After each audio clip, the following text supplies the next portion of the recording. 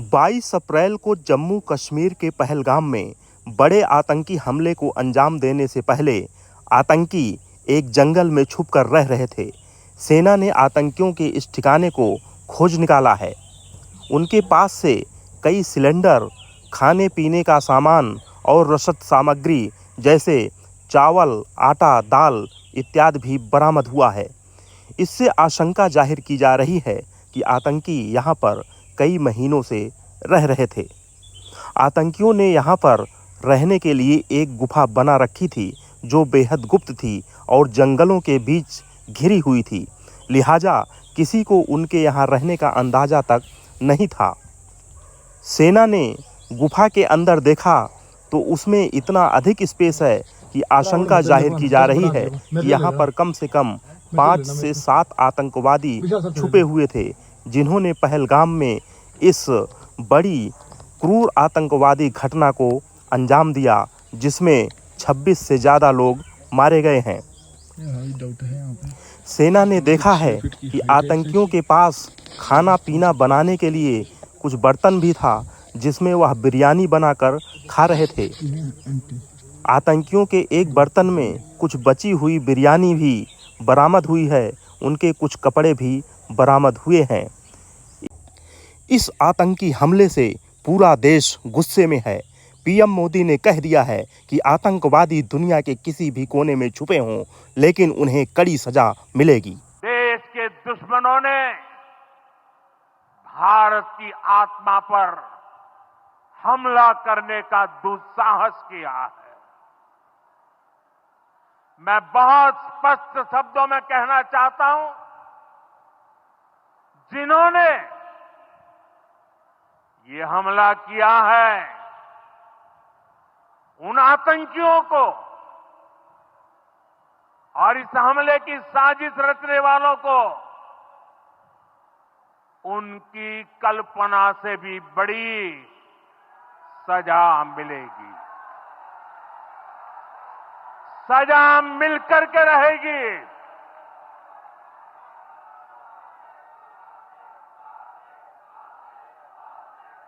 अब आतंकियों की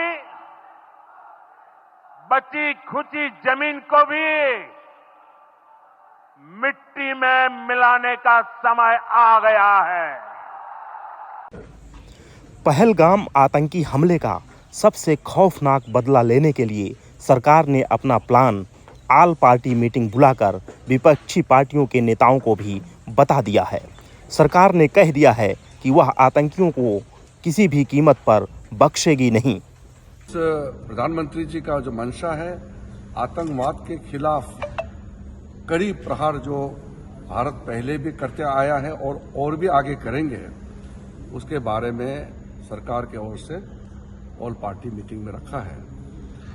हमारे ऑफिशियल्स की ओर से, आईबी की ओर से, होम मिनिस्ट्री के ऑफिशियल्स की ओर से ब्रीफिंग किया गया है। घटना कैसे हुई और कहां चूक हुई इसका भी बताया, और जो जगह जहां घटना हुई उस जगह में वो मेन रोड पे नहीं है, पैदल चलना पड़ता है या घोड़ा से चलना पड़ता है, जो लगभग वहां से 2.5 घंटे 2 घंटे दूर जिस मीडोस है जहां ये घटना हुई उसके बारे में बताया, और सब पार्टी को बताया कि सब कुछ अच्छा चलते हुए भी ये घटना एक चूक हुई है और इससे सब दुखी है, और ऐसा घटना आगे नहीं होना चाहिए। इसके लिए क्या क्या प्रबंधन किया गया है इसके बारे में ऑफिशियल्स अपने ब्रीफिंग में एक्सप्लेन किया है। पहलगाम हमले के जिम्मेदार आतंकियों के ठिकानों पर जवाबी हमला करने से पहले भारत सरकार ने पाकिस्तान के साथ सिंधु नदी जल समझौता भी रद्द कर दिया है। इससे पाकिस्तान में 25 करोड़ से ज़्यादा आबादी के प्यासों मरने की नौबत आ गई है। साथ ही भारत ने पाकिस्तान के सभी वीज़ा कार्यक्रम को रद्द कर दिया है और 48 घंटे में पाकिस्तानियों को देश छोड़ने का आदेश दिया है। इधर भारतीय सेना आतंकी ठिकानों पर हमले के लिए अभ्यास कर रही है। भारत सरकार के इस एक्शन से पाकिस्तान में हाहाकार मच गया है। इधर पीएम मोदी के गुस्से को देखकर पाकिस्तान के प्रधानमंत्री शहबाज शरीफ भी घबरा गए हैं। उन्होंने अपनी तीनों सेनाओं की आपात बैठक बुलाकर भारत के जवाबी हमले से बचने का उपाय करने को कहा है। वहीं भारत ने अमेरिका के राष्ट्रपति डोनाल्ड ट्रंप को भी आतंकियों के ठिकानों पर जवाबी कार्रवाई करने का पूरा प्लान बता दिया है। कहा जा रहा है कि अमेरिका ने भी अपनी हरी झंडी दे दी है। इधर रूस से लेकर ब्रिटेन, फ्रांस, जर्मनी और इजरायल जैसे दुनिया के ताकतवर देशों ने पहलगाम आतंकी हमले की कड़ी निंदा की है। इन देशों ने प्रधानमंत्री नरेंद्र मोदी को फ़ोन करके भरोसा दिलाया है कि वह हर तरह से भारत के साथ खड़े हैं। पाकिस्तान में भारतीय सेना के जवाबी हमले की तैयारी को देखकर खलबली मच गई है। भारतीय विपक्ष ने भी हर तरह से सरकार का साथ देने का वादा किया है। आज मीटिंग ऑल पार्टी के साथ हुई, जो राजनाथ सिंह जी ने प्रिसाइड किया, अमित शाह जी भी वहाँ थे। हमने सब लोगों ने मिल के जो पहलगाम में इंसिडेंट हुआ है उसको सभी लोगों ने कंडेम किया। ऐसा पहली बार नहीं है जब भारत ने पाकिस्तान पर आतंकी हमले का बदला लेने के लिए सर्जिकल स्ट्राइक की हो।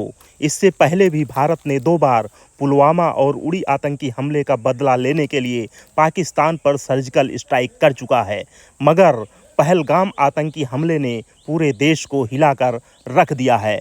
लिहाजा अब विपक्ष के नेता राहुल गांधी भी सरकार के साथ खड़े होने की बात कह रहे हैं। कंडेम किया है सबने जो हुआ है जी, और पूरी सपोर्ट दी है ऑपोजिशन ने सरकार को कोई भी एक्शन